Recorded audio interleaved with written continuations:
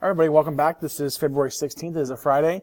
We did have a bell ringer question today, but you don't have to worry about making it up because since you weren't here, you missed half of the bell ringers this week, one on Thursday, one today.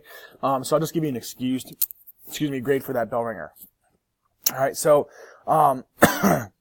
for our next topic of discussion, if you get your note packets out, if you haven't gotten the note packet, there is one to be downloaded on my Canvas page from the World War II session, so you can get that out.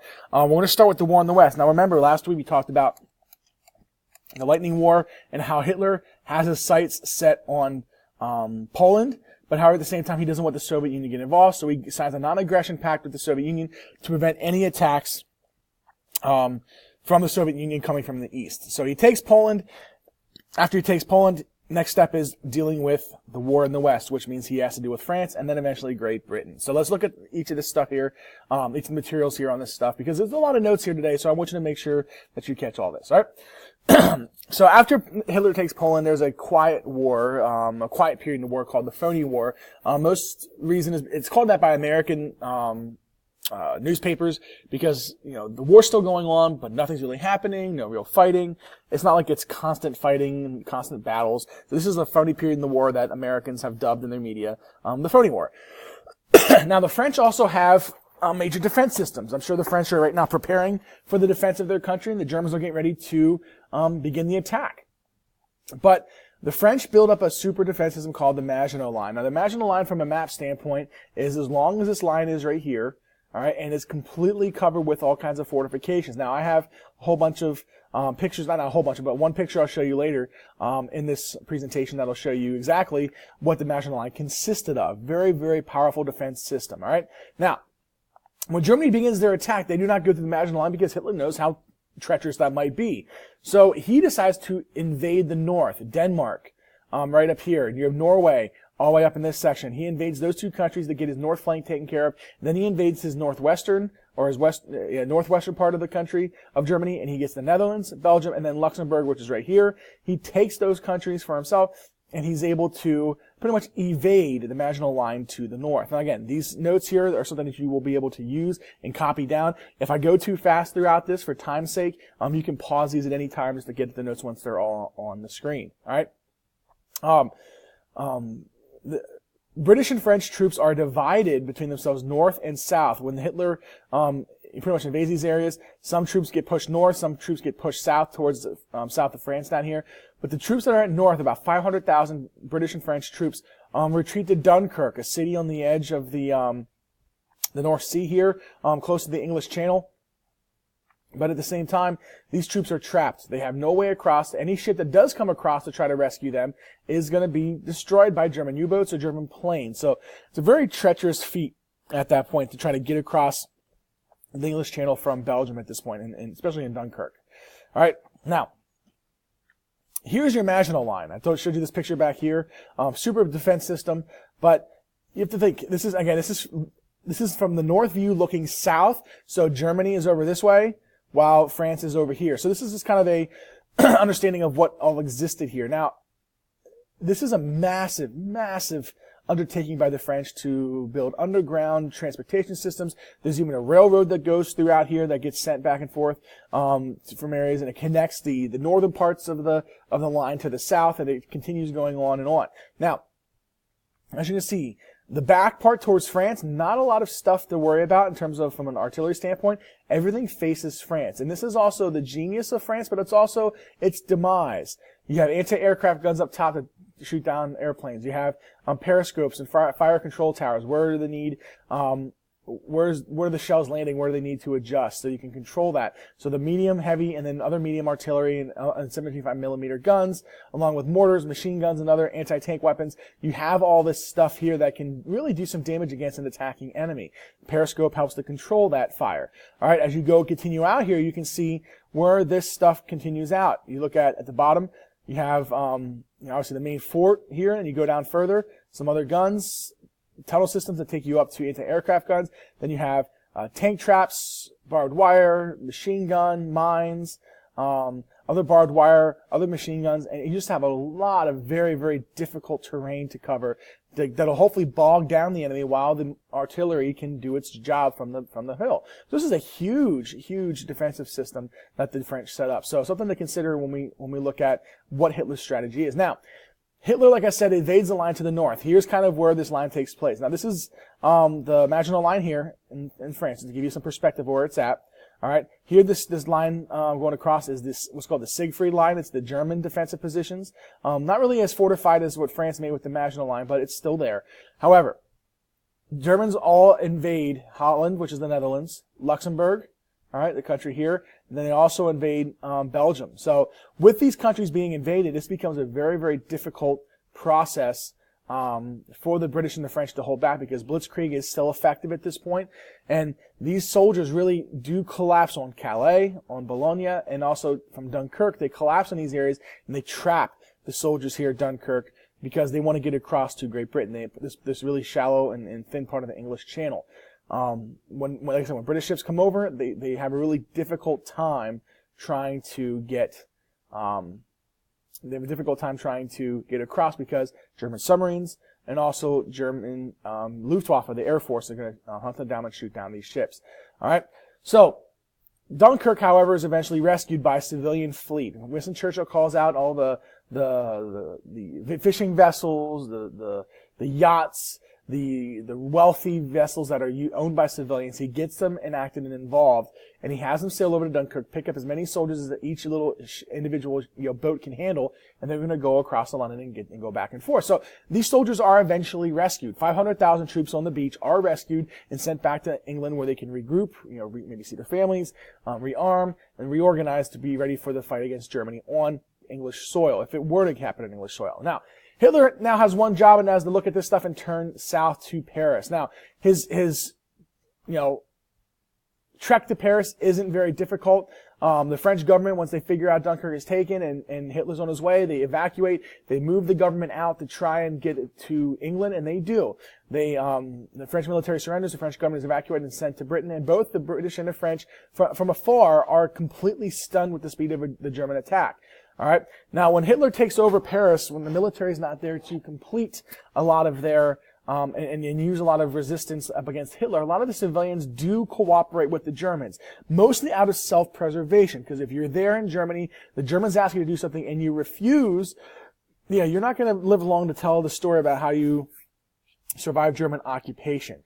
So a lot of these people, for self-preservation, just did it to stay alive. They wanted to stay alive. They wanted to do as much as they can to help their country, but at the same time, they knew that staying alive was the big key. But there's still a lot of resistance that still leads on in the French from London. So it's very, very difficult for a lot of the French to kind of handle it and swallow the pill of losing to Germany at this point. Hitler at this time, again, like it says, the speed of his attack, he experiences very little legitimate military opposition. When he arrives in Paris, he doesn't really do a lot of destruction to Paris, because there's a lot of art that's in Paris, with the Louvre Museum and other museums that have a lot of valuable art. And again, Hitler's background before he becomes dictator is a failed art student.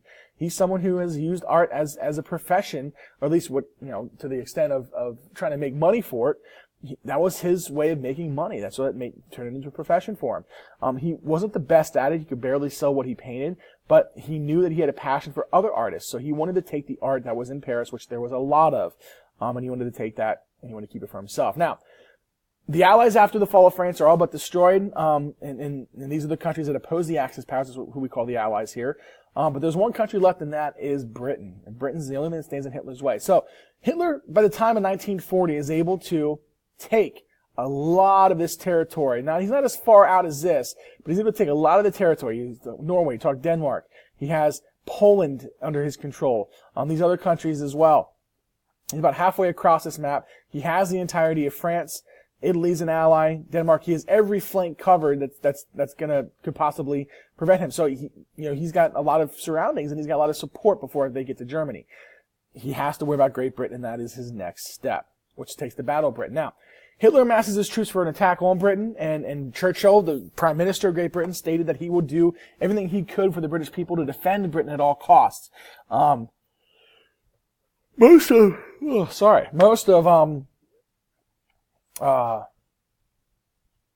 Churchill's navy in Great Britain was far superior than what Hitler had in his navy. So Hitler couldn't lead a surface amphibious invasion on top of the water. Yes, he had submarines, but you can't land troops with submarines on the beach. You need surface vessels, and Britain had far superior surface vessels and also far superior sailors that were at the helm of these ships that are on the surface of the water. So Hitler decides that he must control the air. The land can't happen because Britain's an island nation, so you need to utilize water first, but he says he must control the air. So he amasses the largest air assault ever, and he begins attacking British military targets. Now, there is an accident. At one point throughout the German raids, they begin to bomb at night. To try to make things much more difficult, to try to stem their losses of their bombers. They want to keep the bombers in service, so they don't want to lose them. What they do is they start bombing at night. Well, German communications and German directions, a squadron of bombers loses their way and accidentally bombs London. This is a big, big blow to the Germans here. It's a mistake too, because when they bomb London, the British respond. They send about 70 bombers themselves to Berlin, to where they attack the city of Berlin and kind of respond. And so you attack our civilians, we'll attack yours. One of those things. But eventually, Hitler begins to regularly attack London, to attack the civilians, to try to break the wills of the British. And as a result, civilians from both sides are targeted the rest of the war. British civilians are targeted, German civilians are targeted. Americans aren't really targeted when they get involved, because this war doesn't take place on American soil outside of Pearl Harbor. But civilians are major targets throughout the rest of this war, especially in Europe. Now, here's some images from the bombings themselves. What they called the fire bombings. You go down to the subway stations at night, and that was regular existence. You would do that by night. You come back up, hope that your home wasn't destroyed like you see here. So very, very difficult lifestyle for a lot of these people here to try to get by. All right. Finally, at the very end, the courageous defense. Now, the one thing about Britain's capacity to fight is that they were completely relentless. And their will to fight never gave in. They never gave in that will to fight. They always kept going. They always met the German planes as they came across the channel into England. This is debilitating for the Germans, because they expect Britain to give up eventually, which many other countries did beyond Britain before, like in France, in Poland, in Belgium, and in the Netherlands.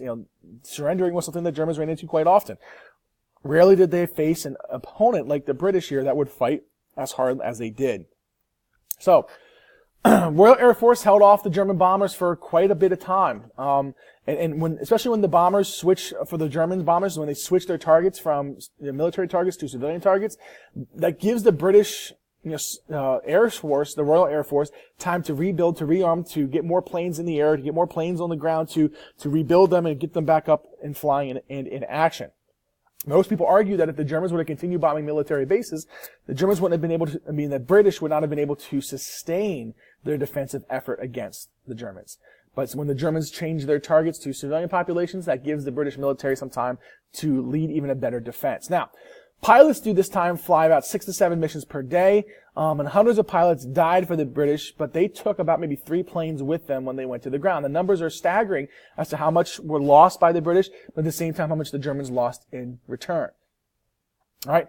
Now, when Hitler finally, like I said, when he picks his target of London, he starts what's called the Blitz. Now, it's it's different than Blitzkrieg, but it is known as the Blitz, where he starts with these fire bombings, over 1,500 fires throughout the city of London for 57 consecutive nights, starting in November of 1939, if not 1940. All right. 20,000 civilians are killed in Britain, but the rest maintain the will to fight. Later, the British mathematicians are able to get access to a German coding machine called the Enigma machine. All right. They cracked that system using a computer, one of the first of its kind, that was created by a man by the name of Alan Turing. Alan Turing is played by Benedict Cumberbatch in the movie that came out several years ago known as The Imitation Game. This movie is a fantastic portrayal of how difficult it was for British mathematicians to figure out Enigma, to break it, and then finally, when they broke it, how did they deal with that stress of deciding? So this is a big, big deal, all right? Then, Germans made their final decision. They would not attack Britain unless they controlled the air, but the problem was for them, they never did control the air. All right, so this courageous defense by Britain leaves Hitler trapped within his little area of mainland Europe, and he really cannot go any farther. We'll pick this up next week. But before we do, on Monday, we'll talk more about the Japanese. All right.